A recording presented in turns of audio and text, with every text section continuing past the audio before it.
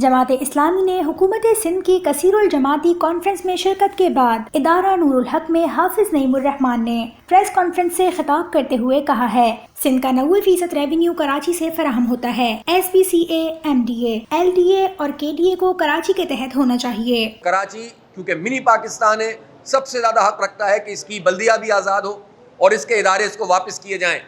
S B C اے کو کراچی کے ماتحت ہونا چاہیے، اسی طرح ملیٹ ڈیولپمنٹ اتھارٹی کراچی کے تحت ہونی چاہیے، لیاری ڈیولپمنٹ اتھارٹی کراچی کے تحت ہونی چاہیے، کے ڈی اے کراچی کے تحت ہونی چاہیے۔ یہ ایک گورنمنٹ کی حیثیت رکھتا ہے، لوکل باڈیز کی گورنمنٹ کی حیثیت جو پہلے چلتی تھی، سب کا کام ہو رہا تھا۔ این ایف سی ایوارڈ کی بات ہے جہاں تک، یہ صحیح ہے کہ صوبوں کو اس کا حق ملنا چاہیے اور وفاق کو چاہیے کہ وہ سارا حق دے۔ 18ویں ترمیم کا لیٹر اینڈ اسپرٹ کے ساتھ اس پر عمل ہونا چاہیے، لیکن ہم نے اے پی سی میں جماعت اسلامی کی طرف سے بہت واضح موقف دیا ہے کہ ہمارا نوٹ لگایا جائے۔ ہم اسی صورت میں 18ویں ترمیم کی حمایت کریں گے جب آپ اس کے مطابق شہروں کو اختیار دیں گے اور بلدیات کو اختیار دیں گے۔ اس شہر کراچی جو میگا سٹی کی حیثیت رکھتا ہے، آپ اس کو بالکل نظر انداز کرتے ہیں۔ 95% ریونیو، 90% ریونیو سندھ کا کراچی سے جنریٹ ہوتا ہے، آپ اس کو نظر انداز کرتے ہیں۔ 18ویں ترمیم اور این ایف سی ایوارڈ کے حوالے سے ہم نے واضح طور پر کہا کہ سندھ حکومت کو اس کا جائز حق ضرور ملنا چاہیے۔ نام تو یہی آتا ہے کہ سندھ حکومت نے پیسے دیے اور این ڈی اے میں نے بنایا، تو کس نے بنایا؟ اور 10,000 بیڈ کا اعلان ہوا تھا تو پھر وہ 1000 کیسے رہ گئے، پھر 600 کیسے رہ گئے، اور 3 دن پہلے تو وہاں پر 85 مریضوں کو دیکھا گیا ہے صرف۔ تو آپ بتائیے، اگر کوئی اخبار یہ چھاپ دیتا ہے کہ وہ تو ایک پکنک پوائنٹ بنا ہوا ہے، اس لیے کہ علاج وہاں نہیں ہوتا، وہ آئسولیشن سینٹر ہے، تو اس پر بہت سارے اداروں کو پریشانی ہوتی ہے، این ڈی اے میں اور حکومت کے ادارے، اور وہ کہتے ہیں کہ جناب یہ تو آپ غلط بات کر رہے ہیں، غلط ہے تو آپ صحیح کر دیں، اب ہم 140 بیڈ کا ہاسپٹل بنائیں گے۔ ارے بھائی، جو ہسپتال موجود ہیں ان کو تو بنا دیجئے، آپ سول اور عباسی شہید کو کیوں نہیں بناتے؟ اس نے کیا قصور کیا ہے؟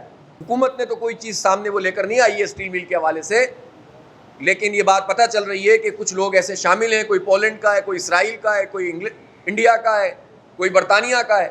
اس سلسلے میں پاکستان کے سیکیورٹی اداروں سے بھی یہ مطالبہ کرتا ہوں کہ اس پر اپنی پوزیشن کو واضح کریں۔ یہ عام ادارہ نہیں ہے پاکستان اسٹیل، اس میں پاکستان کی افواج کو اور پاکستان کے سیکیورٹی اداروں کو اپنا موقف واضح کرنا چاہیے، آئی ایس آئی کو خاص طور پر، کہ اس لیے کہ ان کی ذمہ داری ہے کہ پاکستان کی سیکیورٹی کا تحفظ کریں۔ مسلم لیگ نون کے خواجہ آصف آج اسٹیل مل کی نجکاری کی حمایت کر رہے ہیں اور قومی اداروں کو جنازے کہہ رہے ہیں۔ انہی کے دور حکومت میں اسٹیل مل کو گیس کی فراہمی بند کر دی گئی تھی۔ افسوس کی بات یہ ہے کہ آج خواجہ آصف صاحب نے یہ کہی ہے کہ مسلم لیگ نون نجکاری کی مخالف نہیں ہے، اور انہوں نے یہ فرمایا ہے کہ پبلک سیکٹر کے جنازوں کی نجکاری ہونی چاہیے۔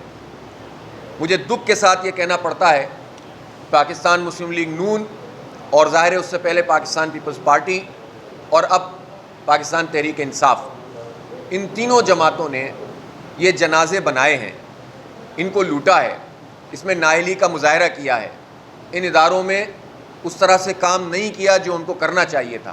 تو کوئی فرق نہیں ہے نون لیگ اور پی ٹی آئی کی پالیسیوں میں، وہ ساری پالیسیاں دونوں ٹو کر رہے ہیں کہ جو ان کو آئی ایم ایف ہدایت کر رہی ہے۔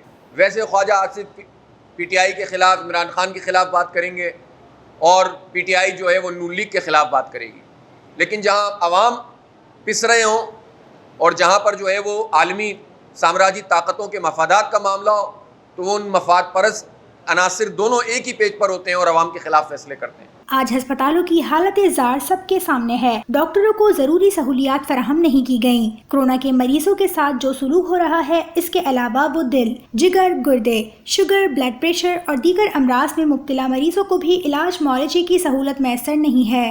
عوام کو اگر کوئی دل کا مسئلہ ہو تو کوئی اسپتال اسے اٹینڈ کر رہا ہے، کسی کا اپینڈکس کا مسئلہ ہو تو کوئی اٹینڈ کر رہا ہے، کسی کا جو ہے وہ گردے کی، ایسے پیشنٹ ہمارے سامنے آ رہے ہیں گردے فیلئر کی طرف جا رہے ہیں اور انہیں اٹینڈ کرنے والا کوئی نہیں اسپتالوں میں۔